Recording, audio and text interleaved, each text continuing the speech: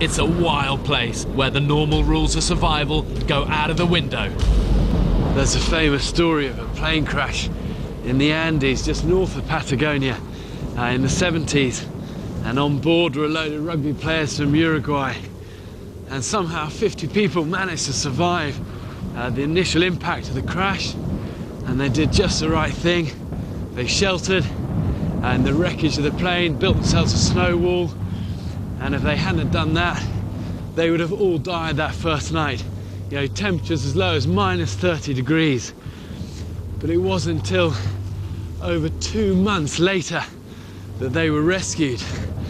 And those that survived only did so because they'd resorted to cannibalism.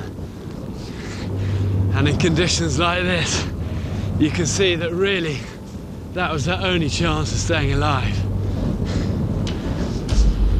If you're caught in a blizzard, finding shelter has to be your one and only priority. This whole mountainside is just so featureless, and there's just no natural shelter here.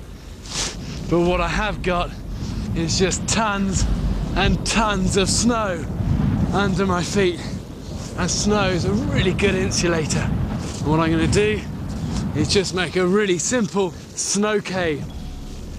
Unless you get out of the wind, you're going to die.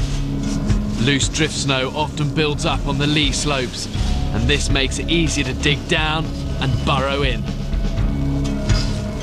Even if it is halfway up a mountain in the freezing wind and snow, there's something quietly satisfying about making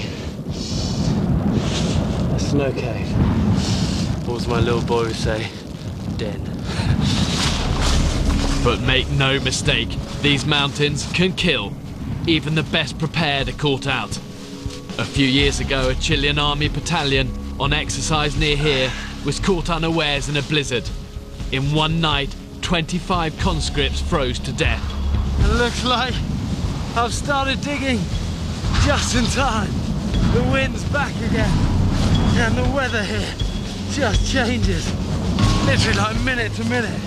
Like there's a noticeable difference from down here to up here. I'm compressing the snow into blocks to seal the entrance. It's still going to be cold, but it will keep those relentless winds at bay. I'm making really good progress now on this. I've been going probably 10-15 minutes, but I've still got a bit of daylight, and really I just want to keep going with this so I can actually sleep properly inside this thing and stay the whole night comfortably. And believe me, these snow holes work. In 1996, 12 mountaineers were trapped on the northern Patagonian icefield in a blizzard. 14 days later, they were found alive, thanks to burrowing into the snow. It's taken me about an hour and a half to finish this cave. Yeah, not a bad job, even though I say it myself. But before you hole up for the night, be extra careful about answering the call of nature. One of my best friends witnessed a climber on Everest get out of her tent in the middle of the night to have a pee, and she only had her inner boots on, and she actually then slipped and she fell 5,000 foot to her death. And it's why, you know, climbers almost always have a pee bottle. But I haven't got a pee bottle, but I've got my water bottle, and it's empty now, and I need a pee, so I can just use that. And what it's going to do, at least, is keep me warm rather than just wasting the pee. So I'm going to put this on here.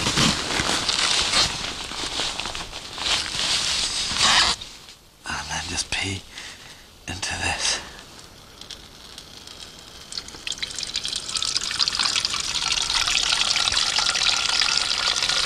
And I had a terrible experience once climbing, doing this in the middle of the night, and the pee bottle slipped out of my hand, and I had a sleeping bag full of a litre of pee for the next week, and it was really bad. It just stank. So since then I'm always really careful. Put the lid on that.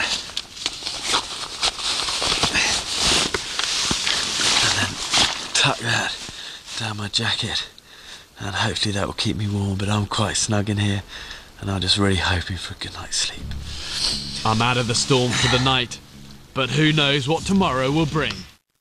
Been battered by blizzards, and I spent the night sheltering in a snow hole, but now there's an unexpected turn of events.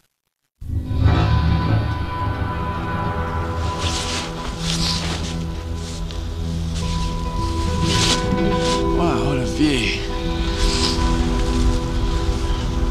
And it looks like the worst of the storm's past. It's still quite windy. It's amazing the difference in there though. And actually, yeah, it wasn't a bad